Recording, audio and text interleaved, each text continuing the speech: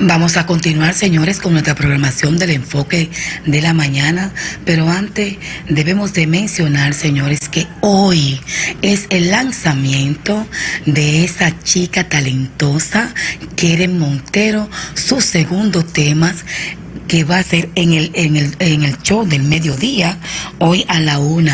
Recuerden, señores, que es criolla de nosotros, del municipio de Santo Domingo Este. Ella es oriunda de Lomina, señores. Recuerden que ella ganó el premio de Dot Talent Dominicana y la vamos a tener hoy en el show de mediodía con su segundo tema, que es su lanzamiento.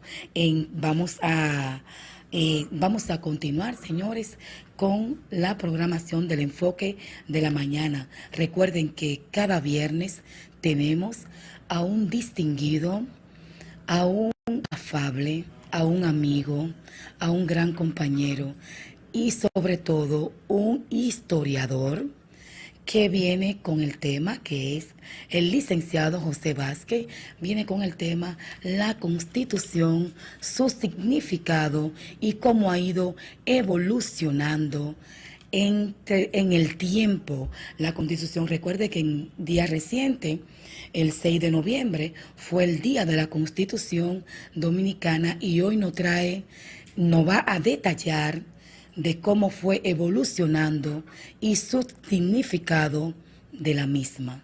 Así que buenos días, José Vázquez, y gracias por venir. Buenos días, pueblo que nos sigue por estas redes, por esta emisora, por este canal. Sí, el 6 de noviembre, el 6 de este mes pasado, se conmemoró el Día de la Constitución. Y nosotros, por razones que ya explicaba, tuvimos que omitir nuestra participación, ausentarnos por razones que ya están explicadas. Y para no dejar pasar por alto un evento de la categoría de la trascendencia del Día de la Constitución, nosotros pensamos que vale la pena conversar, reflexionar, plantear algunos aspectos útiles, algunos aspectos inútiles, algunos aspectos perturbadores, algunos elementos democratizadores y algunos elementos de carácter despótico que fueron introducidos a distintas reformas constitucionales a lo largo del siglo XIX y el siglo XX. Empezando por la Constitución del 6 de noviembre, hay que decir que esta nace originalmente como un proyecto trinitario, como un proyecto jurídicamente adecuado a la vida democrática del país, pero dado una serie de circunstancias relacionadas con el acoso a que estaba sometido el territorio nacional, el pueblo dominicano, por parte de la clase dominante haitiana, de la oligarquía haitiana, pues se justificó la introducción de un elemento perturbador que convirtió al gobernante Pedro Santana, primer presidente constitucional de la República que tuvimos, en un déspota, en un tirano. Es el famoso, el odioso, el oprobioso, el deleznable artículo 210 de esa Constitución, que le quitó la naturaleza democrática, que le quitó el aliento libertario, que le quitó el aliento emancipador del pueblo dominicano. En ese sentido, nosotros pensamos que sí debemos conmemorar esa Constitución y debemos aplaudir el hecho de que tuviésemos un recurso jurídico legal, que es esa Carta Magna, para conformar al Estado Dominicano, para constituir el Estado Dominicano a través de todas sus instituciones, a través de todos sus poderes, el poder legislativo, que es el mayor de los poderes, el poder judicial, el poder ejecutivo. Así nace la Constitución dominicana.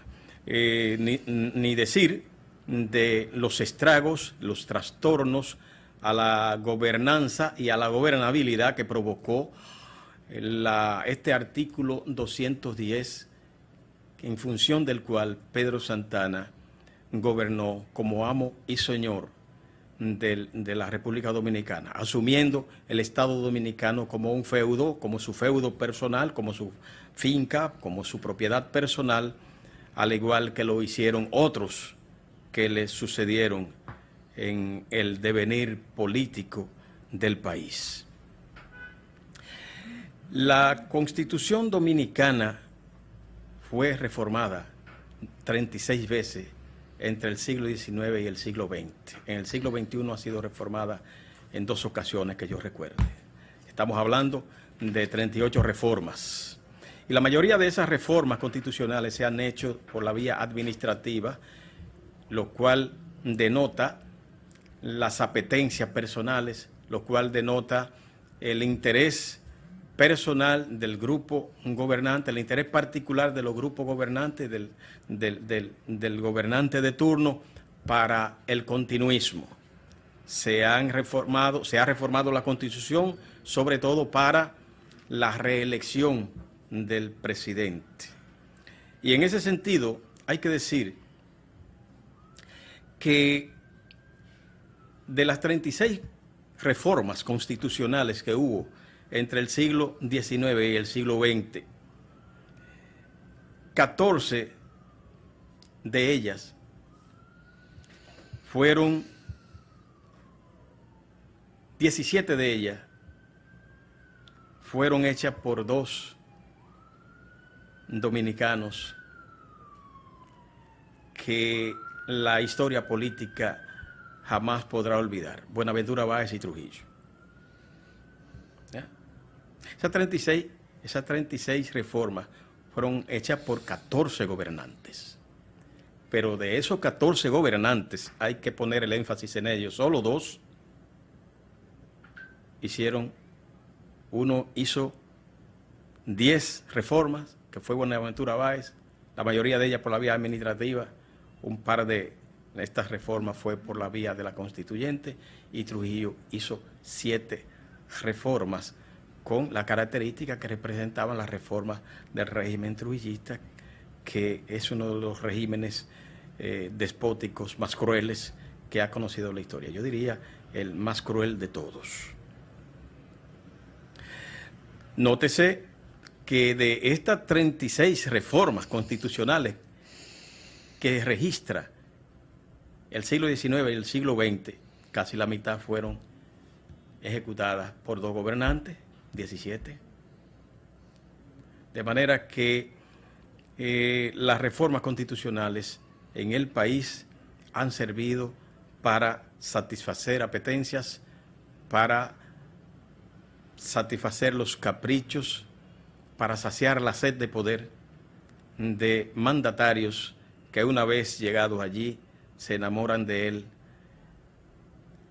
al margen de el espíritu democrático que deba predominar en un ejercicio alternado, en un ejercicio diverso del poder. En el proceso evolutivo de la historia política dominicana, la Constitución sigue dando de qué hablar, porque es el elemento, es el marco jurídico legal en función del cual se puede hacer o no hacer determinadas cosas desde el Estado. Es el marco jurídico legal en función del cual se legitiman las acciones. El gobierno de Lilis también hizo varias reformas. En un periodo de 13, 14 años consecutivos que gobernó, también hizo varias reformas, pero nunca tantas como Báez y Trujillo. Es Ramón Cáceres, el gobernante, que introduce un elemento novedoso, pese a que ya en otras ocasiones se había experimentado, pero en su gobierno se hizo más notorio por la resiedumbre que representó el gobierno de Ramón Cáceres, que va desde 1906 hasta 1911, en que fue decapitado, en que fue asesinado, justamente el 19 de noviembre, un día de este mes, ¿verdad?, que tenemos que explicar una serie de cuestiones relacionadas con ese acontecimiento y la característica del gobierno de Ramón Cáceres. En el año de 1908 se hace la reforma constitucional que introduce en el gobierno de Ramón Cáceres una serie de elementos nuevos, como fueron la supresión del vicepresidente de la República por los temores que se albergaba acerca de la amenaza que representaba el vicepresidente para la gobernabilidad y para la seguridad del primer mandatario, porque el vicepresidente está a un paso, por lo regular, de ser presidente, si es que el presidente falta por alguna razón. Esa parte se introduce en el gobierno de Ramón Cáceres. Además, se estableció un periodo de 6 años, que era de 4. Y es ahí donde nosotros queremos poner el énfasis, para que no se pase desapercibido, para no ignorar el valor que tiene ese elemento en nuestra historia política, en nuestra historia social, como un factor de perturbación instigador de las contiendas, de las confrontaciones, y también que condujo a una dictadura, porque los procesos históricos están encadenados con una serie de hechos en los que nos retrotraemos a veces a acontecimientos acaecidos en épocas pasadas, y otras veces asumimos el contexto como un elemento justificador de nuestras acciones. Me explico. Cuando se produce la ocupación militar estadounidense de 1916, quedó suprimida la Constitución de la República, que regía hasta ese momento, que era la Constitución de 1908 de Ramón Cáceres, y que establecía un periodo de 6 años para el presidente. Pero con el Tratado Hughes-Peinado, que es el tratado en función del cual, el pacto jurídico político, en función del cual los Estados Unidos abandonan el país en el año de 1924, una vez electo Horacio Vázquez como presidente de la República, quien encabeza la llamada Tercera República. Con la supresión de esa Constitución queda el Tratado Hughes-Peinado, pero eso era ilegal. Eso era ilegal, aunque de facto, aunque de hecho, esto había contribuido a disolver el marco constitucional, el orden constitucional vigente antes de la ocupación. La ocupación estadounidense en 1916, una ocupación militar que estuvo representada por unos 4 gobernantes, por unos 4 gobernadores militares, concluye en el 24, pero ya en el 22 se había establecido el pacto jurídico político Hughes-Peinado, que establecía los criterios, que establecía los compromisos, que establecía las responsabilidades de una y otra parte, el Estado dominicano y el Estado norteamericano, para ellos evacuar las tropas, para ellos sacar las tropas del país y organizar elecciones que devolvieran la soberanía al Estado dominicano, porque fue suprimida la soberanía, repetimos, durante esos 8 años de ocupación militar. 1916 a 1924. He ahí el quid del asunto. He ahí el problema. Horacio Vázquez participa en unas elecciones frente a Francisco José Peinado, Pancho Peinado, que fue el mismo que se encargó de diseñar el pacto, de firmar, de orientar jurídicamente el tratado Hughes Peinado. En esas elecciones, Horacio Vázquez resulta victorioso. Mayo de 1924. ¿Verdad? Estaba vigente la Constitución de 1908, que de facto había sido suprimida por el Tratado de Hughes Peinado, pero estaba vigente, no había sido derogada por ninguna otra constitución ni ninguna legislación. Entonces, fue en esas circunstancias en las que los juristas interpretaron que como Horacio fue electo bajo ese régimen constitucional, esa constitución no había sido legalmente suprimida, derogada, entonces a él le correspondían 6 años. Pero ¿qué pasa? Que esa interpretación jurídica cometió una doble falla, porque Horacio gana las elecciones en mayo. En junio la Constitución fue reformada,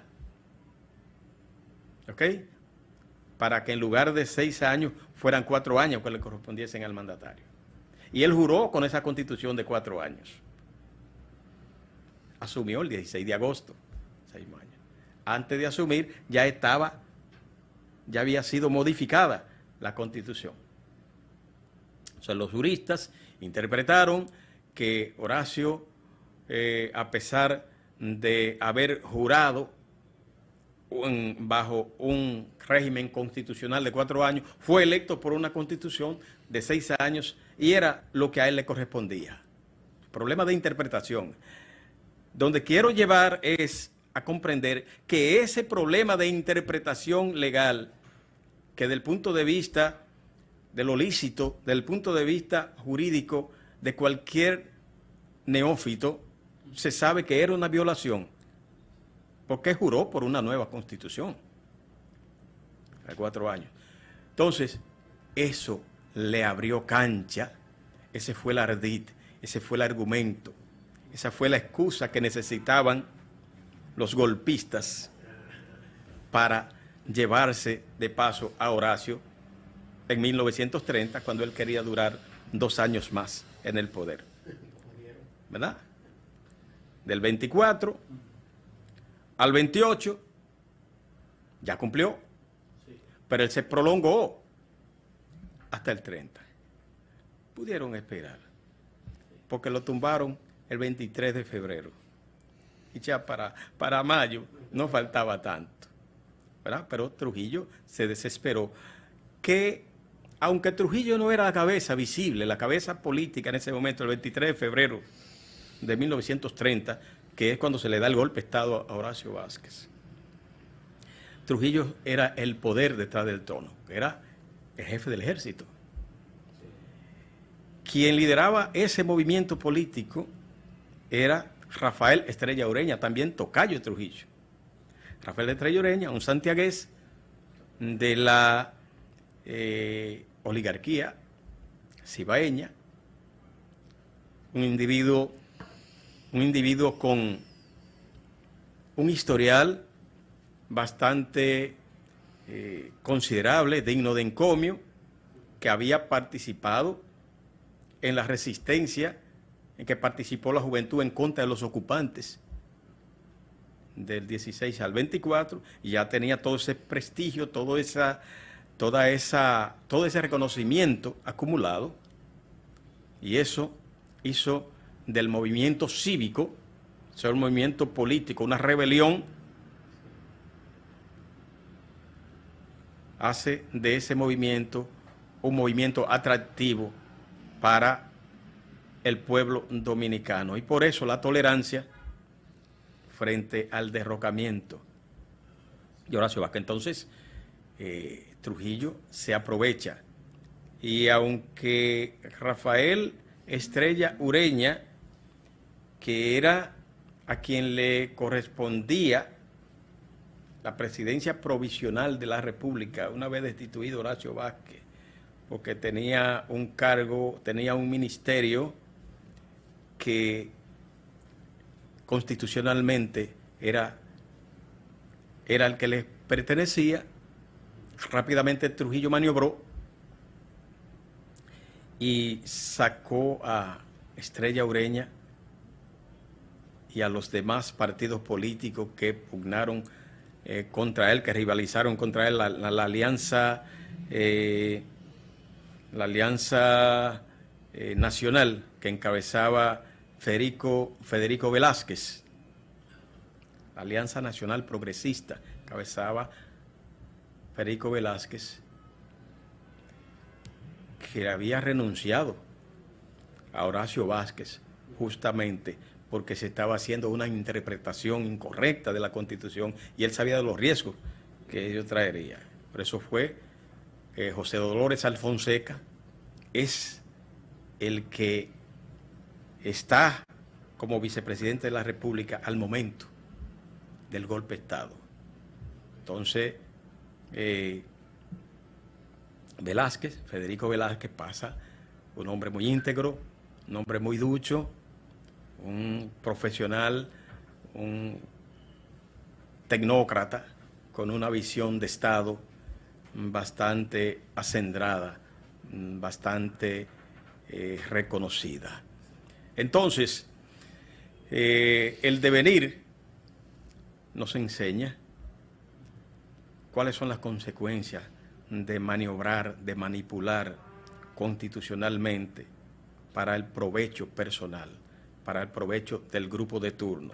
Porque esa jugada, esa maniobra jurídico-legal, jurídico-política de Horacio Vázquez y los horacistas le crearon al país un problema que tuvimos que pagar muy caro, porque nos ganamos por ello una dictadura que tuvimos que soportar durante más de 31 años y con un saldo trágico, un saldo traumático que los dominicanos siempre tendremos que lamentar.